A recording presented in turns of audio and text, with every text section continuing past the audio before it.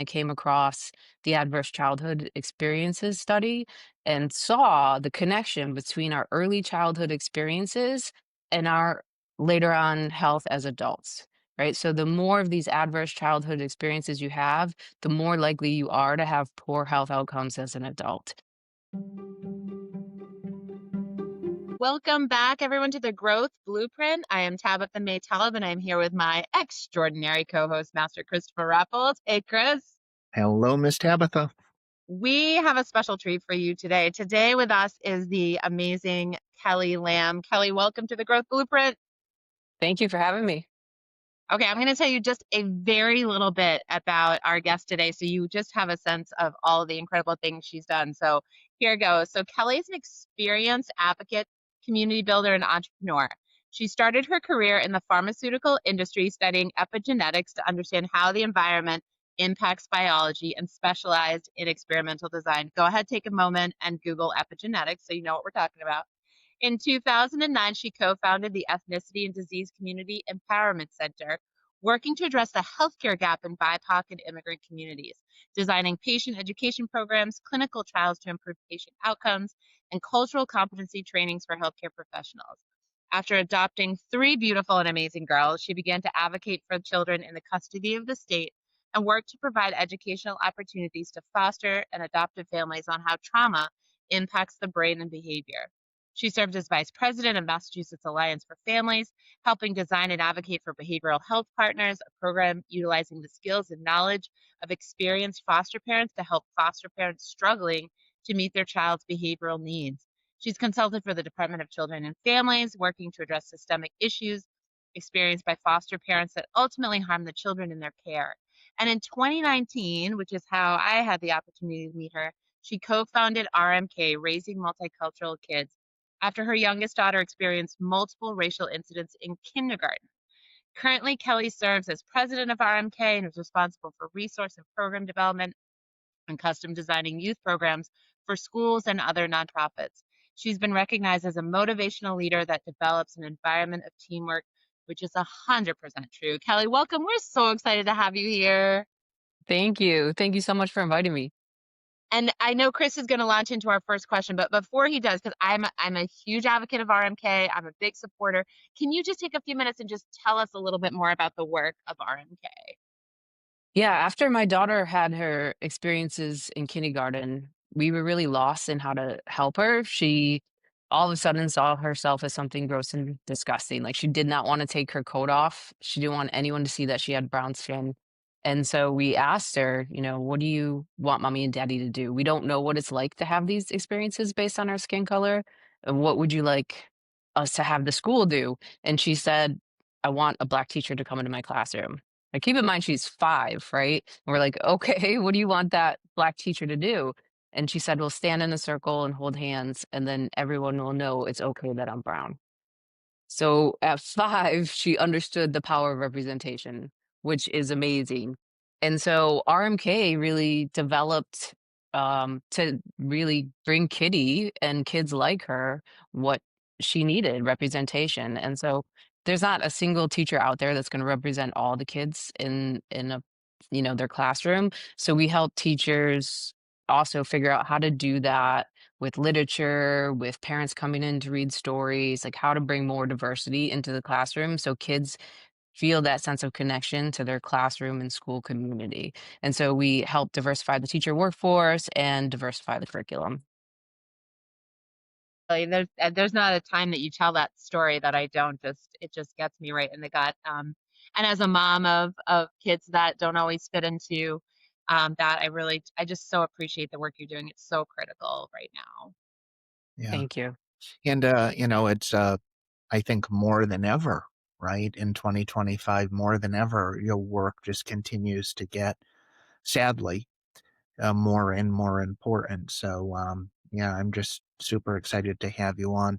So I'm going to start with a little bit of a high level question, Kelly, and it's something that, um, I've often wondered about, and maybe I'll comment on my follow up. But you began your career studying how the environment impacts biology, and later turned that insight into advocacy for healthcare equity and trauma-informed care. How has that scientific foundation shaped the way you approach leadership and community building today? It is ingrained in everything I do. I really, from the practical where I, did an experimental design, that's what I was really good at. That's what I was passionate about. And so that's systems thinking of how, you know, these different components come together and they interact and influence each other. And so it has really shaped the way that I think about program development and design and the kind of quality programs that I put out there so to try and attract people and build community. But also, whenever you're creating something new as a scientist, what they don't tell you until you're in the field is that it's constant failure. You fail over and over and over again, and you have to develop this attitude that each time I am learning. It's never not unpleasant. It's still unpleasant to fail, but you look at it as information. And so I think that, over time you develop this like tolerance to criticism and you see the value in it, even if it's unpleasant to hear and experience. So from the practical sense, it's been really beneficial, but also from the philosophy of what I was studying. Before I studied epigenetics, I would have thought that we're 75% genetic, 25% our environment. Now, after learning epigenetics, I think it's the flip side of that. We are highly influenced by our environment, which genes are turned on, which genes are turned off. And so, for anyone listening that doesn't know what epigenetics is, originally in the 60s and 70s, they're like, how does a liver cell know to be a liver cell and a heart cell know to become a heart cell? Like it's the same DNA all throughout your body. Why do these cells look so different? And so they took a stem cell and they put it next to a liver and it became a liver cell. They put it next to a heart, it became a heart cell. So they thought, oh, there's something in the environment directing it on what to do.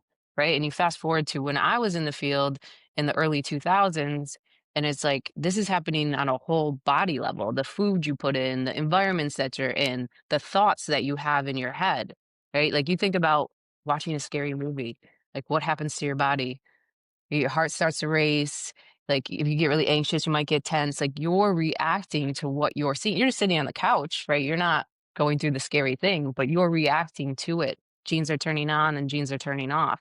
And so it's happening like all the time. This idea that your environment is separate from your body is just an illusion of the eye. And so really getting that understanding of, how what kind of things are good for our body and what kind of things are not good for our body. And that's when I was in the foster care world where I was really thinking about that. And I came across the adverse childhood experiences study and saw the connection between our early childhood experiences and our later on health as adults. Right. So the more of these adverse childhood experiences you have, the more likely you are to have poor health outcomes as an adult. And it's in a dose dependent manner. So the sad thing is that these experiences are really common. 2 out of 3 kids have them before the age of 18. They have at least one.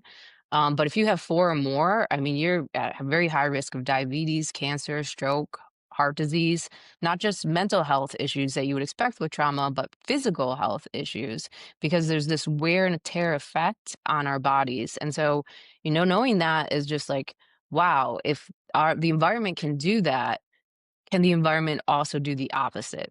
And so at that point, I really started to look into like, how do people become resilient? How do they, get through these hard things and become successful adults with healthy coping skills? And then that's really kind of where I think I came across the idea of positive childhood experiences, and that's what influences my work today. I think about what are the experiences, environments I can create so that kids go through hard stuff. Like life always throws something at you, but they can get through it with good, positive coping skills. Like they have the tools and skills they need in order to be resilient, and so that's really shapes everything that I do. Mhm. You've said so much there. um, so there seems to be, as I look at things, there things like old wives' tales. They're not necessarily science backed, But then later on, as sophistication happens, we find that it uncovers a truth that was always there by observation. Um, and when I was thinking about how diverse these two worlds of experiences are, I was thinking, but we're really talking about truth. You're kind of uncovering the truth that's always there. And if it's true and it's principle based, I think, and please correct me if I'm wrong, but you're going to find it in nature. You're going to find it as much in nature as you would in humanity, and as much as in biology, etc. So I'm, I guess maybe I don't even know what the question is, but I'm delighted that you've created the connection between these two things and you've uncovered that truth for all of us in more of a scientific way. I think honestly, from a very young age, like I can remember as young as 6 years old thinking about what is this experience I'm having? Like, why am I here? What is this all about? And I think, at 12, I began to really dive into religion. I'm from a Christian family, so it was Christianity. And as I got older, it was more science. Now, I even did some philosophy, and now it's more like, well, I don't want to be in the lab. I want to be around people. Like, how does this apply to people? And so, but it's all the same to me, where people are like, "Oh, this is so different. You're doing such different things." And it's like, well, for me, it's really all just the same. It's a continuation of the same ideas. What is this experience I'm having? What am I supposed to do with it? And how do I help other people?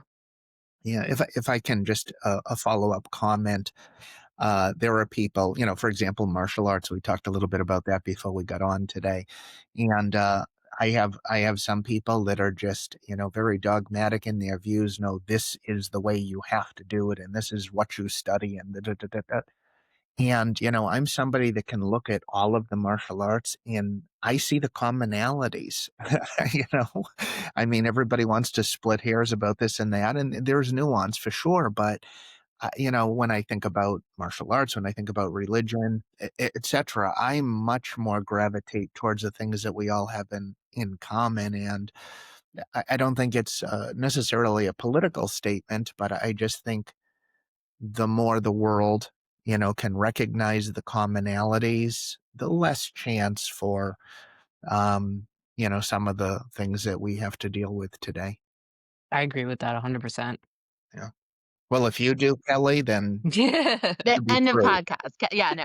Um, what I'm thinking about is how cool it is to have a scientist. And like, I think when you first look at Kelly, she runs a nonprofit, and you think a certain way, but Kelly is like born and bred, like everything about her, like scream scientist. And I think you're the first really science focused person we've had on the pod. And what I'm loving about that is just how much science can tell us about the things that we don't know. And we're really just starting to dive into that. And you gave some really good examples of that. But even just having that scientific mindset around asking the hard questions, being okay with failure, knowing that's how you learn. Our goal here on the growth blueprint is to figure out what's the container that we can put everywhere that will grow strong leaders with strong characters, whether it's, whatever the environment is. And I think you said, well, like, let's look at science. Here's the environment that allows cells to be healthy and strong and do what they need to do. So I just love that framework for our listeners, particularly who have that framework. I'm curious, Yeah. the other oh, go ahead. I was just gonna say there is so much information in science already about how we learn and in these environments, but why it's not getting put into education or why it's not getting put into public health, right? Because this is the biggest public health issue our country faces. If we could address adverse childhood experiences, the economic benefit, the human benefit, like this is amazing, the potential here, yet you don't hear people talking about it. You don't go to your doctor and they don't ask you about your early childhood. Yeah, it is a bigger predictor of whether or not you have a heart attack than having diabetes and cardiovascular disease. I mean, and hypertension, right? So if you have hypertension and diabetes, they're like, "Oh my God, your risk is off the charts." So they're talking to you about it, but they're not talking to you about your ACE score. And so why? And how do you get this information into practice? That's like a whole nother field. It's Yeah, and a whole nother episode, right? Yeah, yeah. I think we as humans have a really hard time finding that overlap and connection between things. We're like, no, this is science, and no, this is health, and no, this it's like, and we know again from nature that it's all interconnected. Like that's, but we just have a hard time with that. It feels like. I'm curious that, the other really cool thing is you've worked in a lot of settings. You've worked in a lot of systems. And I'm curious as we try to understand what is leadership, what is character, what have you learned across all of those environments, all of those containers about those two things? For leadership, when I was younger, I probably would have thought as like the person in charge that gets to make all the decisions and tell everybody what to do. And it is a little bit of that. There's a privilege there of having, some additional power. But now the way that I look at it is more service based. I'm there to service people first, my employees. And I know that my organization is just a stepping stone for most of my employees. And so what is it that they want to get out of this experience? What are they hoping to do? What are they hoping to gain? And how can I help them achieve those goals? And then for the participants, the students and the teachers, like what are their goals? And how do I help them achieve those goals, right? The teachers that, they really want to develop a cultural competency and really be able to reach more students. And so thinking about how helping them and the kids, this is the most diverse generation our country has ever seen in the most global economy we've ever had. They need these skills. These are not like just nice skills of good character, which a lot of people think they are, and they overlap with that, right? But these are necessary workforce skills that we're giving kids to be able to go out into the world and navigate different people and different cultures. And so, how can I do that? How can I be of service is just the regular persistent question I ask as a leader in the organization. And all my leadership does. We're very much aligned with our styles. And then for character, I don't really think of it in terms of character. Like we do like, you know, um, help with empathy and perspective taking skills and kindness and courage and all those things. But I think of it more along the lines of like good citizenship. How do you be a good group member? Um, how do you have healthy relationships? And then self awareness. I think self awareness is a huge thing because most harm isn't intentional. I mean, sometimes it's intentional, but for the most part, we don't always understand how our intentions and our behavior are not aligned and how that might impact people or how we're showing up and impacting people. And so, how do we increase people's self awareness so that their intentions and behaviors can be better aligned? And so, that's more the way that I think about the work. I love that. I feel like if I could wave a wand and give every human one skill, it would 100% be self-awareness. I just think it like helps you develop all the other stuff. I'm curious because I know your work and I know when you think about creating global leaders who can um, lead all people from a space of service, from a space of greater good. I know that you've hit resistance with that. So I'm curious, am I stealing a question, Chris? I might be stealing a question from later, but No, I got uh, about 6 more to ask her. I'm super curious. Some of I think some people buy right into that. Yeah, of course, if you're going to be a leader, you need to lead all of the people. You need to be in service of all of them. For some people, there's resistance there. How do you navigate that in your work? Yeah, I mean, initially, I always go into conversations with like two things at my forefront. And one is I call like unconditional positive regard, where I automatically assume the best intentions unless I'm proven otherwise. So I think most people that are coming with resistance, a lot of times they have misinformation about what it is that I do. And when I talk to them, I find we have more in common than we have different. We have a lot of the same values. We want the same things. And so it's easy then to move past that when we find that common ground. And the other thing that I come in, I think a lot of people that approach this work, like I have a lot of education in it. I've done a lot of studies. I look at it, the research. I'm not just, a person coming and talking about these things, but I think when you have all that background and you're talking to everyone else, you can come in with this attitude of like, I know more, I have more information, and not recognize the funds of knowledge that people are bringing to you that maybe not in this world, and that their experiences and their knowledge is as valid as yours. And so I have like a little mantra to remind myself that you cannot create a productive conversation about equality by coming from a place of superiority. You just can't. And so you have to really make sure that you're entering with a humble mindset, unconditional positive regard, and trying to listen as much as you are trying to talk. I don't think I can convince anybody of anything. You know, I can find common ground, I can learn from them. Hopefully they can learn from me. And then we both walk away and we decide what information we want to keep and what information we want to disregard. And so that's just kind of how I look at every conversation I go to. And some of them are really successful, and some of them, I walk away feeling traumatized. It's it's can be rough. I've had police escorts into meetings. I've had, most people are very kind, but I've had people that say like, I moved to this town because it was white. I don't want black people in my kids' classroom. Like flat out say that stuff to me. And so I'm not going to change that person's mind. That's not my work. That's not what I'm there to do. And I just will be like, well, talk to the principal about it. Like I don't what do I say to that? So, Yeah, it's so true, and I've had this is my world too, having difficult conversations, I think the hard part is that people make so many decisions with their heart and not with their mind, so the information is sometimes useless, but I do think the way you do it through relationship building, through telling your story and Kitty's story, that impacts people, sometimes in a unexpected way, so I love that you do yeah, I mean, both. I did have one person recently, this was last year, tell me I'm using my daughter by sharing her story. And it was like a coordinated attack. It was like 8 different families coming together to try and shut down the work in the school district. And they came in and they had an agenda, right? So it was really hard to kind of crack through to the point where there was even some ridiculous stuff being said. Like I shared one of the lessons we did was around self-love. It was around that concept of beauty and weight and really kind of divorcing those two. Like weight is about health and beauty is loving yourself the way that you are and helping others do the same.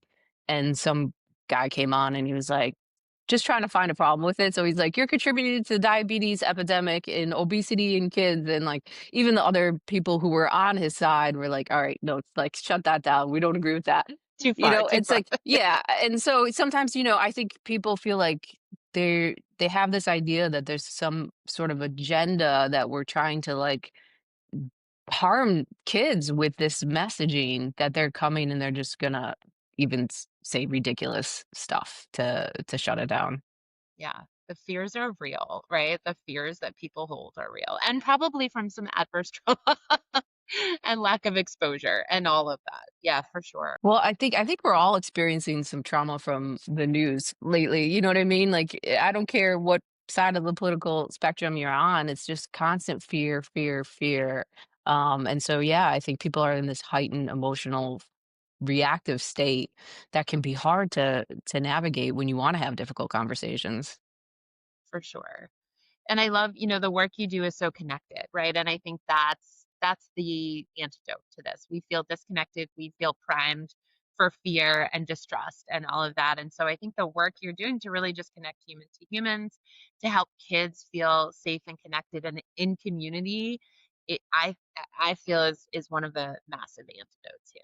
Well, So I think the answer is connection, 100%. I mean, that's what we see with the studies of resilience, right? How do people mhm, get through hard things? It isn't really any internal characteristics. There are some internal characteristics that lend to it, but those internal characteristics are like make you more likable. So that means you have better relationships anyways. But the only thing that people had in common was they had safe and supportive relationships. That's what makes us resilient. And so when we're feeling fractured like this, the healing comes through connection. Mhm. If um, I might like to go out of order a little bit here, go for since it. Tabitha did. I know. But the more fun we're having, the more distracted we get Yeah, from our template question. right.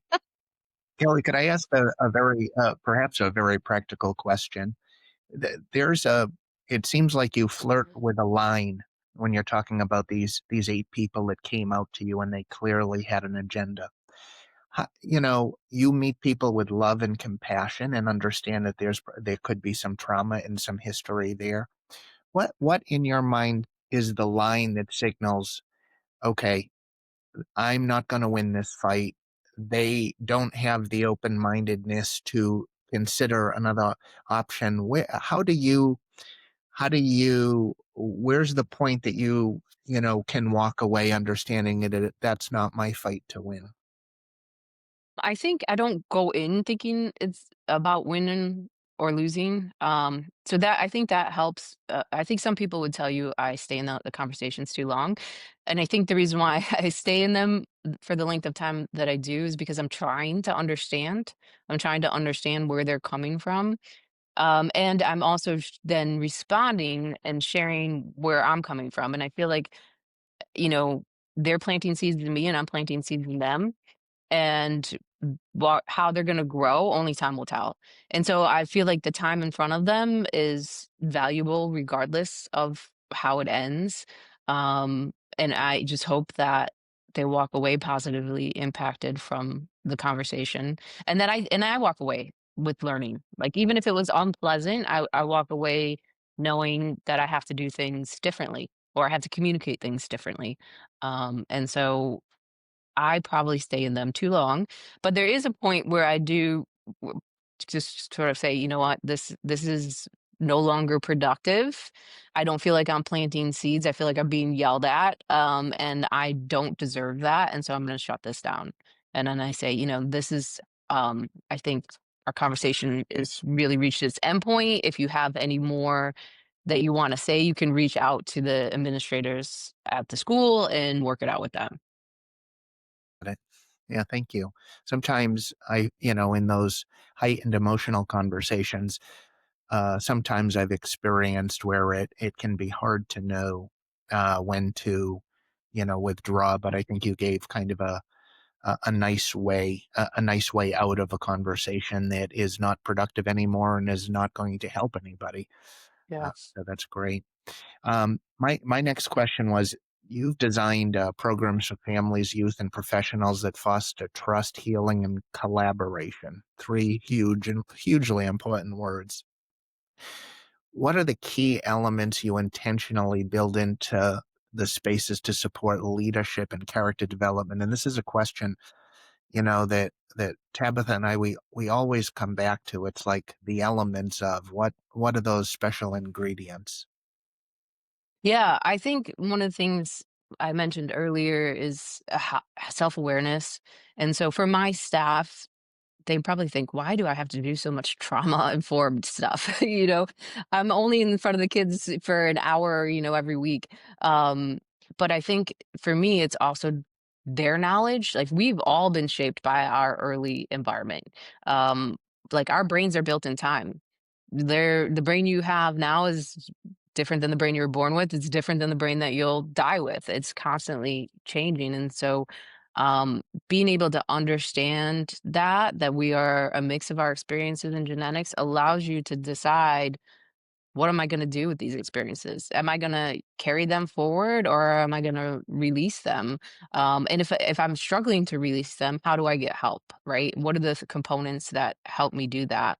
And so I feel like that is just good knowledge for every human to have. And so we spend a lot of time on that. And that's actually the feedback we get from our staff, is that's one of the most beneficial parts of the training for staff, because they do a lot of self discovery. Because most of us have had these experiences. And I do that with the teachers as well, is really trying to improve their self-awareness. So when I do trainings for teachers, I ask them to spend some time in reflection. It's something that you have to do it a lot as a scientist. You have to, like, sit and look at your work and tear it apart. You have to have a whole section on your paper of the limitations of your study. But it's not something that I see happening in a lot of the other spaces that I've been in. And so, my staff has to reflect on every lesson they give, every class they give, they have to submit a reflection afterwards. And so I ask the teachers, when I do the professional development, to do reflection. And then I design exercises for the kids where they're doing reflection. Every lesson that we do in the classroom has a book but then there's an activity that they do at the end, and the activity is to really, how does this message about this person who had polio in India and is now in a wheelchair and been adopted by a family in the United States, how does that relate to me? Like, what can I get from this book? And so that's what the activity is after each lesson. So it's a lot of reflective exercises that I bring into the classroom. And it's on, for the kids, it's three different topics. We start with identity, then we go into community, because that's really important to have that conversation of, how do you have healthy relationships? And how do you be a good community member? And we do community service. There's always a community service lesson as well, and then advocacy. Like, because, I am very mindful of the fact that we're trying to increase empathy and kindness, but sometimes, like, you don't need kindness. Sometimes you need to stick up for yourself. And so making sure that kids have the skills they need in order to speak up for themselves or a friend, or understand how systems advocacy works. For the older kids, we do talk about it more on a societal level. And so those are really the components that I put into my programming.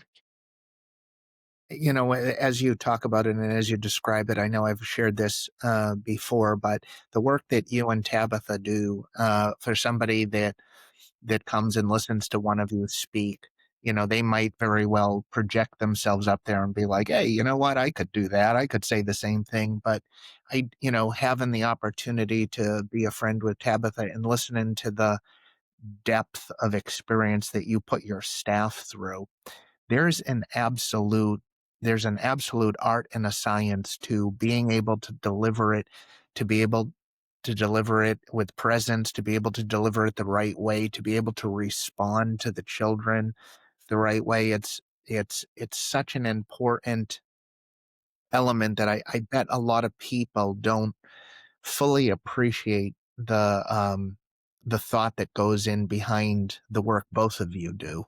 It's Yeah. amazing and fantastic.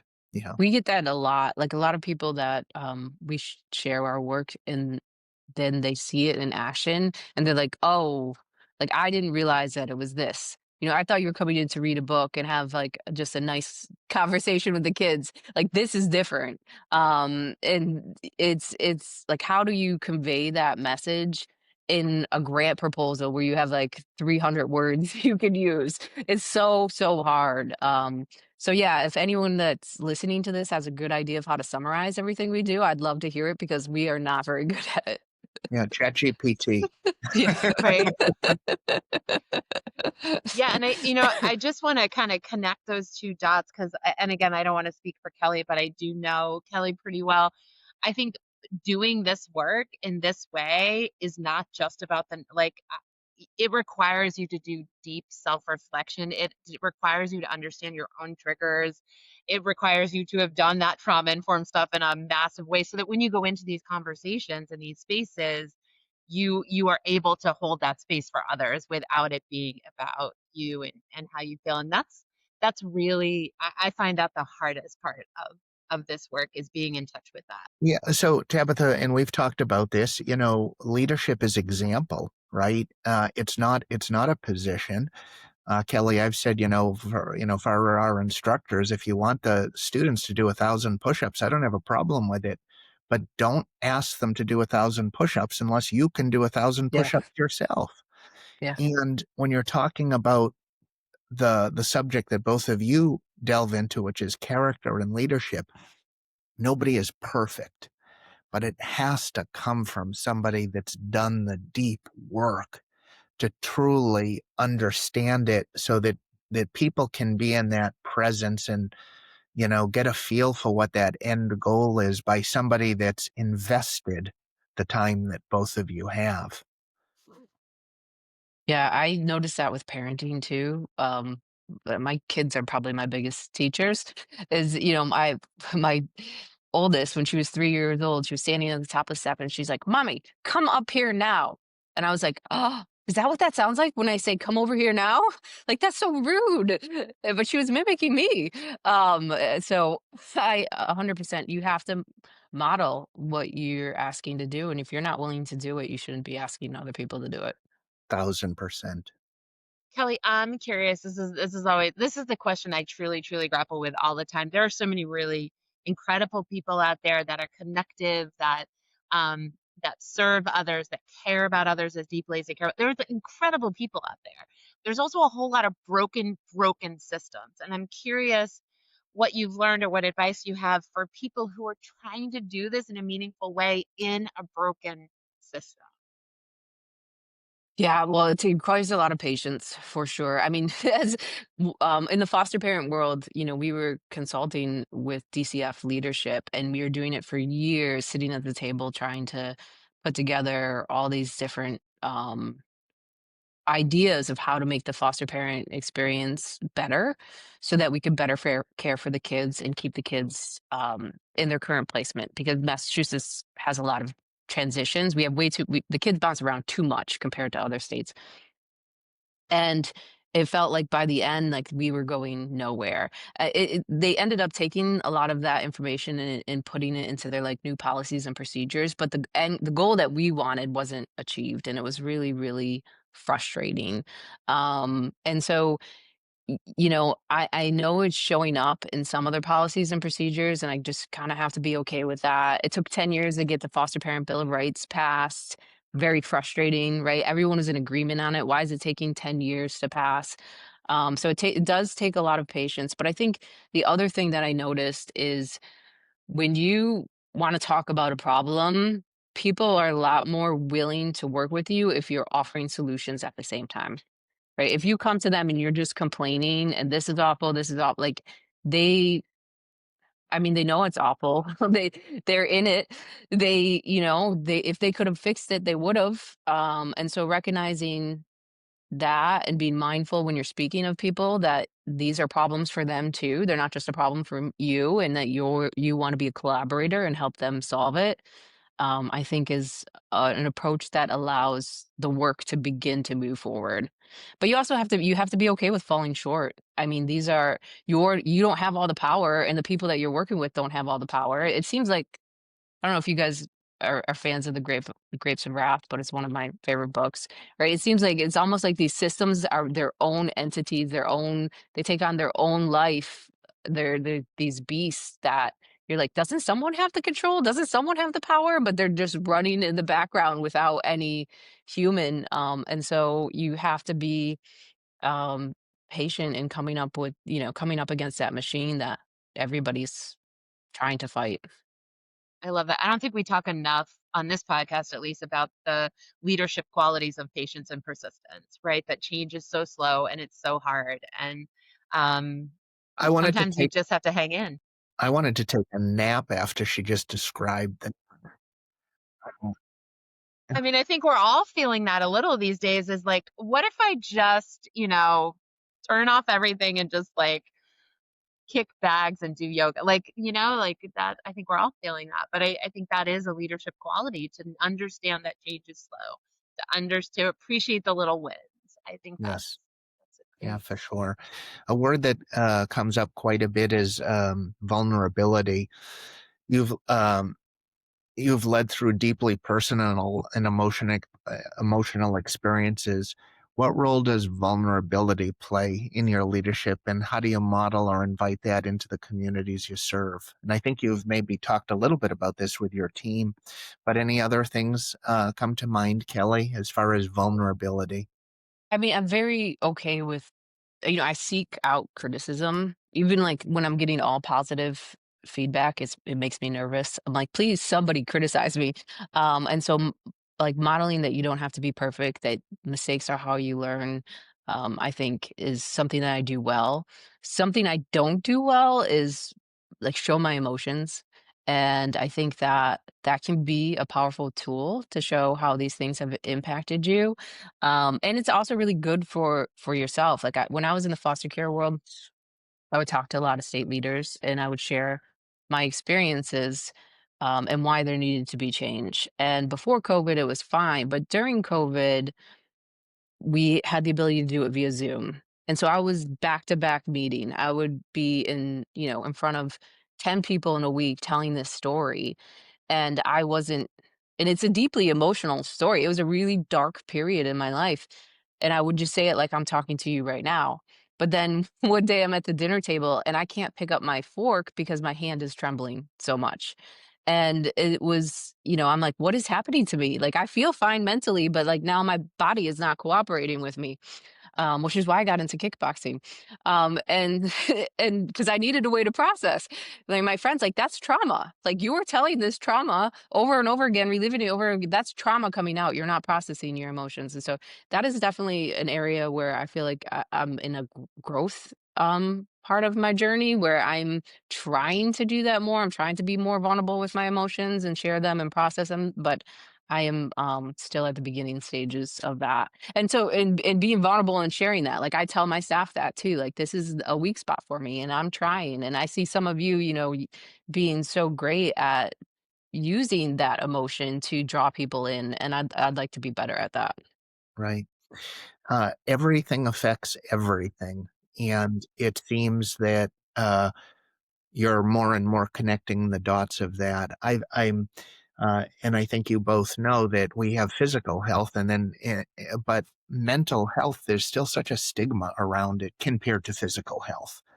And, you're talking about a physical manifestation of literally your hand shaking because of just what was going on in your mind. And, you know, the more conversations that we can have that just illuminate that everything affects everything, Yeah. I think is important. So I appreciate you answered the question by sharing a vulnerability. Gold star. Yeah, Yeah. I I I just love do a quick, yeah, go just ahead. a quick follow up. Kelly, if you're working with somebody and you've shared a vulnerability like that, but you're talking with somebody that's resistant, you perhaps can see that their insecurity is masking a vulnerability. How do you deal with that? Because sometimes we share that vulnerability as a way of gaining rapport with that person. So hopefully we can find that common ground, but then you come up against that level of resistance. I probably would go to compliments, honestly. Like, if someone is that insecure that they feel like they have to mask things, then I my work then is to build them up, to release them of that insecurity. And so helping them see the strengths that they have so that they can be okay with not being perfect is where I begin the work. Beautiful. Bumper sticker. Yeah. A lot I of love them. Yeah, I know, right? I love that you talk about that, and I think I like you, Kelly. It took me a long time to even share stories in training. I had my co-facilitator and partner, Karen. Shout out to Karen. Used to really push me when I was. She's like, "You never tell personal stories. Like, you just never incorporate that." I'm like, "Those are mine. No thanks." But I also know, as I'm sure you've experienced, I think that's the only way people change. I think people can read all the information in the world, they can watch all the documentaries in the world, but until they meet another human that makes their biases and assumptions impossible to hold on to, they don't really change. And so I love that you're able to lean into that and support your staff to lean into that because I think that's why it's so powerful. I'm watching the clock, which is my least favorite thing to do, and realizing we've had way too much fun. But I want to ask one more question before we wrap. You've done so much work, and I know there's so much more that you're gonna do. But I'm curious, like when this is all said and done, what's the legacy you hope to have left on this planet? Yeah, that's a big question. I know, Um, I know. Just to wrap it up nice and quick, I you think know. yeah, I think, when I leave this planet, I hope that the people that I've left behind are better off for having known me. And that starts with my family, my kids, and my husband first and foremost, because 'cause they're my inspiration and my support, but, anybody that's come across me or my work, I hope they're enjoy life a little bit more because of it. Checkbox here, because I am definitely better for having met you. So one down. I got it. Two down, two down, two down. Thank Yeah, you, guys. Kelly, I was I was waiting for you to go on for about 5 minutes on that, but you encapsulated it within about 20 seconds. And just even the way that you said it was just so clear and powerful. It's just wonderful. So, um, Kelly, I want to thank you for sharing your time and depth of experience with us. It's people like you sharing your experience that allows the nature of this work to spread. Uh, I know I value, and we all value, bringing this work to light. Our hope is that the more conversations that we have like this with people like you, for our listeners, that will take the subject from it would be nice to have in their container or their workspace, to know this is a need to have to be able to realize the organization's full potential, or their full potential.